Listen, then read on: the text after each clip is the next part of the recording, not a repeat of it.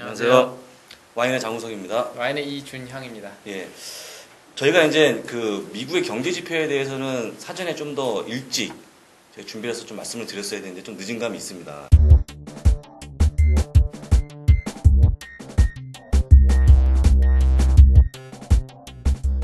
예. 네. 근데 이제 미국 주식뿐만 아니고 사실 이제 해외 주식 거래하시면서 미국의 경제 지표 몇 가지는 좀 알고 계셔야지만 그때그때 좀 대처가 가능한데 중요한 지표가 상당히 많잖아요. 그쵸. 예, 또 이제 이 중요한 지표는 비단 이제 미국 주식뿐만 아니고 FX 시장, 또 해외 선물 시장도 많은 영향을 미치기 때문에 저희가 이제 그 한 네 가지씩 또 이제 이게 뭐 A급, B급 해서 중요도가 있는데 그 상관없이 저희가 이제 랜덤하게 좀 정리해서 한 번에 네 가지씩 저희가 좀 정리해서 알려드리겠습니다. 오늘 그 첫 번째 시간이고요. 네, 어떤 것부터 말씀해 주실까요? 예, 일단 뭐 그냥 무작위로 랜덤하게 뽑았기 때문에 뭐 베이지북 먼저 시작을 해볼까 생각합니다. 베이지북. 베이지북. 말 그대로 베이지 색깔의 그런 책이라고 보시면 되는데요. 이 종목 같은 경우는 이 지표겠죠. 이 지표 같은 경우는 그래서 이게 어떤 식으로 접근을 해야 될까 상당히 힘들었어요. 근데 일단은 뭐 발표일 먼저 그렇죠. 시작을 하면 좀 언제부터 이걸 발표를 하나 발표일부터 먼저 이제 말씀을 드리려고자 하는데 한번 뭐 보시죠. 보시면서 뭐 말씀드리겠습니다. 보시게 되면은 이 발표일이 1년에 8번 발표를 합니다. 1년에 8번 발표를 한다는 것은 뭐 한 달에 한 2달간 한 번씩? 2달에 채 그런 거 채도 안 되지만 어쨌거나 8번이면 참 계산하기 좀 복잡하죠. 이게 그러니까 연방공개시장위원회 FOMC가 그 열리기 전에 그러니까 금리 발표를 하기 전에 해당 월 두 번째 수요일 오후 2시 15분에 공개되는데요. 지금 이렇게 보면 좀 확 와닿지는 않죠. 어떻게 좀 애매하긴 한데 한 8번 정도 그러니까 FOMC 발표 전에 발표를 한다고 생각하시면 되고요. 중요도는 A입니다. 중요도는 A고 향후의 발표 일정 같은 경우는 뭐 4월 14일, 6월 9일 이렇게 쭉 나와 있는데 요거는 뭐 보시면서 참고하시면 될 것 같고요. 자료 보시려 그러면 이제 저희가 이렇게 나열할 거예요. 이제 그 주소를 이렇게 나열하는 주소들을 보시면서 참고를 하셔가지고 개별적으로 들어가가지고 보셔도 되고요.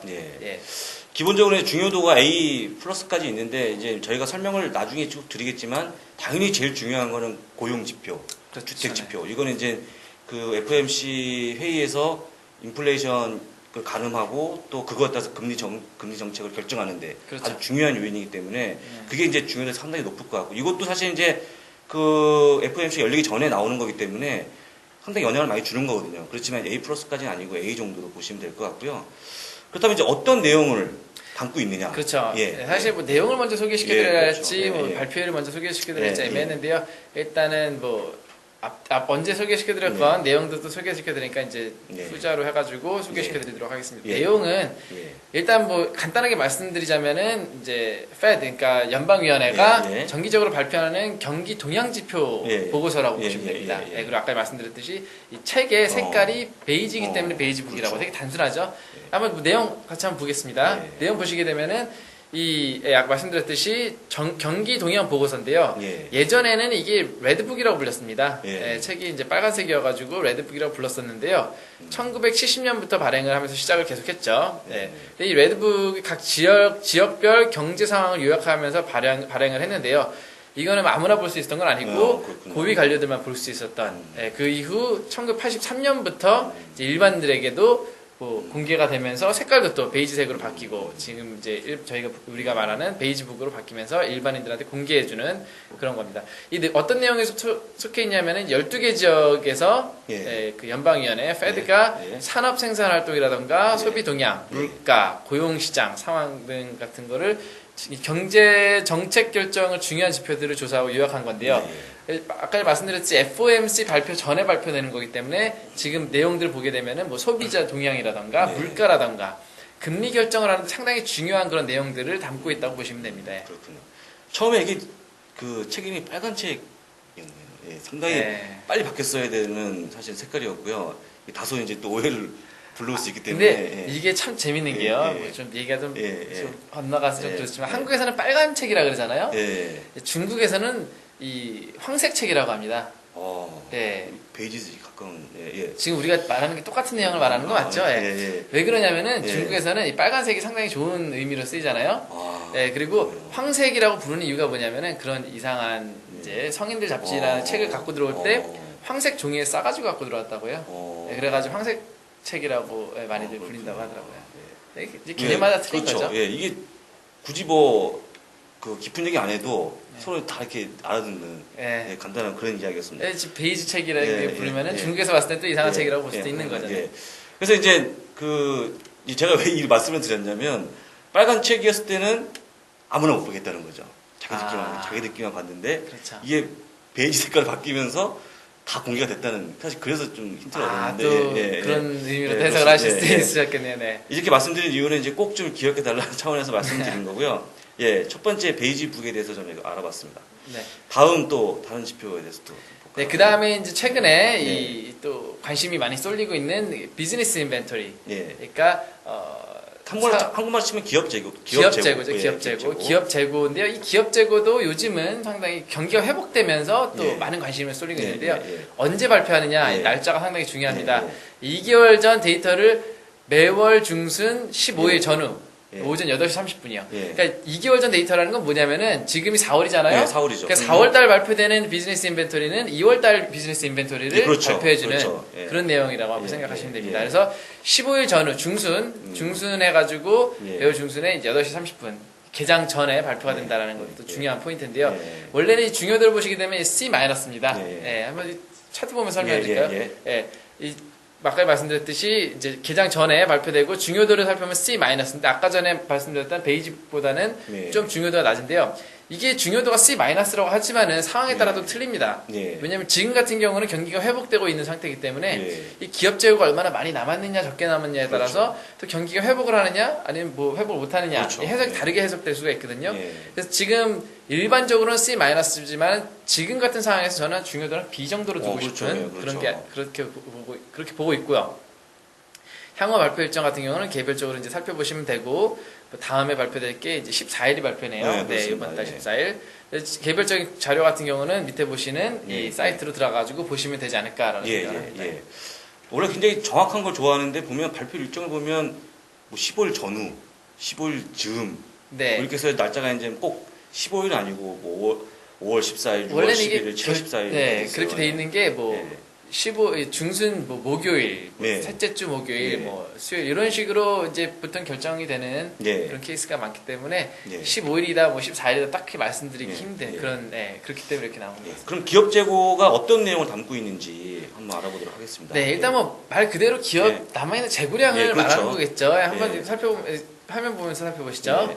살펴보시게 되면은 이 기업도 여러 가지 기업이 있잖아요. 제조업체라던가 도매업체, 소매업체 이런 업체들이 보유하고 있는 재고량의 달러량을 측정을 하는 거죠. 얼마나 남아있는지 달러로 환산해가지고요. 재고 목록 같은 경우는 총 생산량, GDP에 판매되지 않은 물건들을 확인하는 데 도움이 되기 때문에 GDP의 중요한 요소가 됩니다. 그래서 따라서 이제 경기 동향의 흐름을 파악하는 지표라고 보면 되는데요. 뭐 GDP 총 생산량이죠. 국내 내부에서 생산하고 있는 총 생산량인데 많이 남으면 많이 남을수록 그만큼 팔리지 않고 재고량이 많이 남았다고 볼 수 있고요. 그만큼 많이 줄어들면은 그만큼 판매량이 늘었다고 볼 수가 있고요. 그렇습니다. 그래서 이제 우리가 마저 이제 판단 이걸 이제 보고 어떻게 판단할 거냐 이 지표를 보고 판단하는 기준이 이제 사실 재고량이 많이 쌓이면 당연히 안 좋은 건데 사실은 이제 그 재고량이 조금 줄어든다는 거는 많이 팔린다는 얘기잖아요. 그렇죠. 그래서 사실 이제 얼마나 많이 팔리는지 재고량과 판매량을 같이 좀 이렇게 혼합해서 보면서 이게 이제 아까 말씀하신 대로 생산 활동이 좀 활발할 경우에는 판매량 늘어나고 재고량은 줄어들고 이거 같이 좀 봐야 되는데 어쨌거나 그 현재 경기가 이제 그 수축이냐, 그러니까 후퇴하고 있느냐 아니면 확장하고 있느냐 요걸 좀 볼 수 있는 지표라고. 그렇죠. 이 지표는 이 지표 하나만 가지고 판단을 하긴 조금 그런 미흡한 관계가 있어요. 왜냐하면 재고가 많이 남았다 그래가지고 경기가 안 좋다고 보기도 힘들고 그건 아니죠. 줄어들었다고 경기가 좋다고 하기도 힘들거든요. 왜냐하면 이 안 팔렸어도 많이 쌓아놓는 경우도 있지만은 경기가 좋아지게 되면은 그만큼 많이 판매되고 기대해서 많이 쌓아놓는 경우. 그렇죠. 또 재고량이 많이 이제 그 물건이 안 팔리다 보니까